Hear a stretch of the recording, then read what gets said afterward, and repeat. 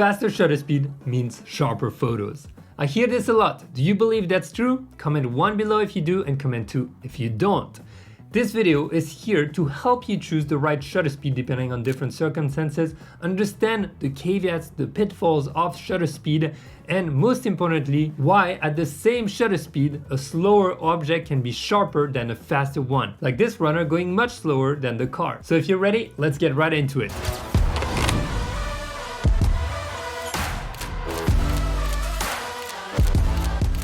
First misconception when it comes to shutter speed that you may have heard is that faster shutter speed means sharper photos.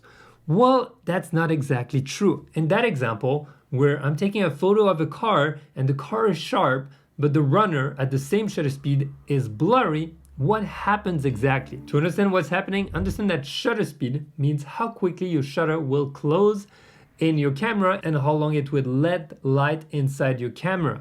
So the faster the shutter speed, the less light or amount of time the light will hit that sensor. That means that moving objects will be more or less frozen. And what matters the most in here is not the speed of the object per se, its absolute speed, but what matters is its speed relative to the frame, meaning how much motion it has inside that frame. All right, so this is great. I got my kids' toys and I can play.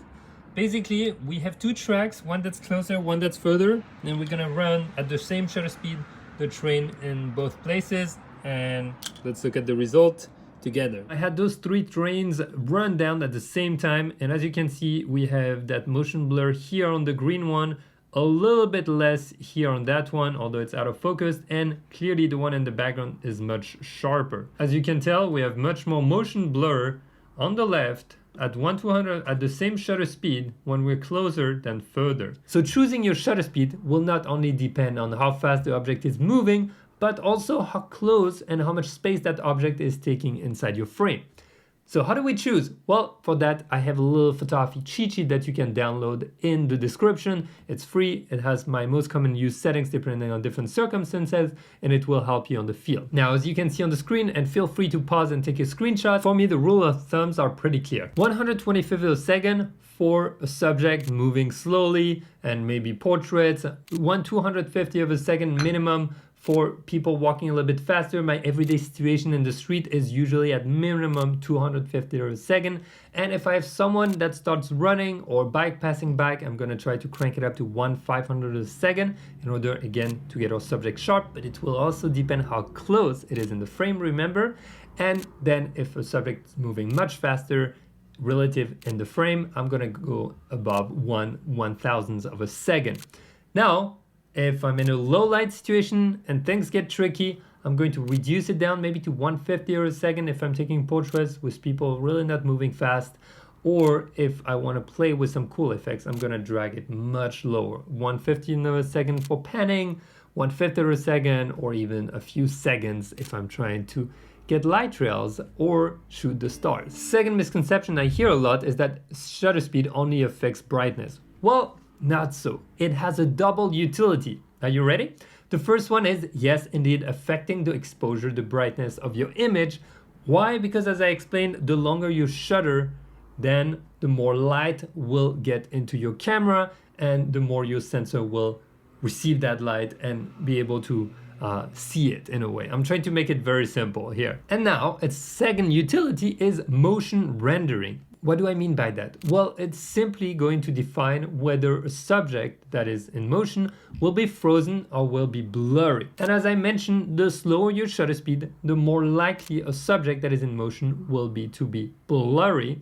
And the faster that shutter speed, the more likely it will be for that subject to be frozen and look sharp. And what do we define by sharp? Simply that it's not smudging around the subject. It doesn't look like it's trailing. It looks like it's a completely frozen in motion. So when you're choosing your shutter speed, you're not only choosing it to compensate for the exposure in your exposure triangle, which you can watch this video on all the basics, very simply explained in less than 10 minutes, but also it will help you creatively to decide whether or not you want a subject frozen. In some cases, you want it to be blurry. For example, waterfall looks awesome when you have the water flowing. And same in the nighttime, if you're doing light trails with trains or cars in the city, that looks really cool. And for those, you actually need those slower shutter speeds in order to have that subject to have the time to go through your frame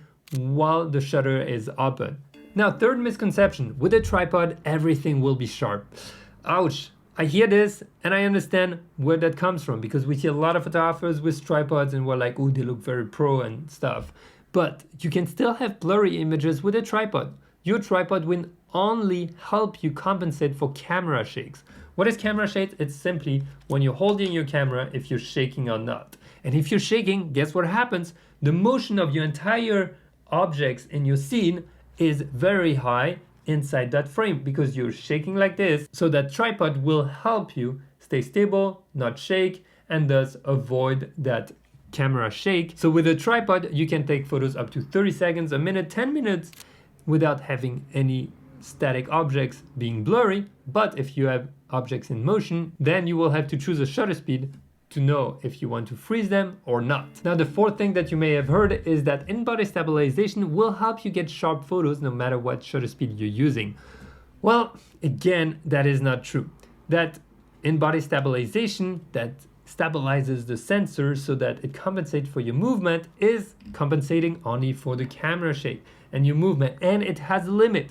With the best image stabilization, I may have been able to do handheld shots at 3.5 seconds, just like this. And what happened is that the static objects were sharp because the sensor was stabilized and it was compensating, right, for my little movement. Even when I'm breathing, that's enough for me to have camera shake. But the objects in motion were blurry. Of course, why? Because they're in motion and we're only compensating with the on-body stabilization for your camera shakes.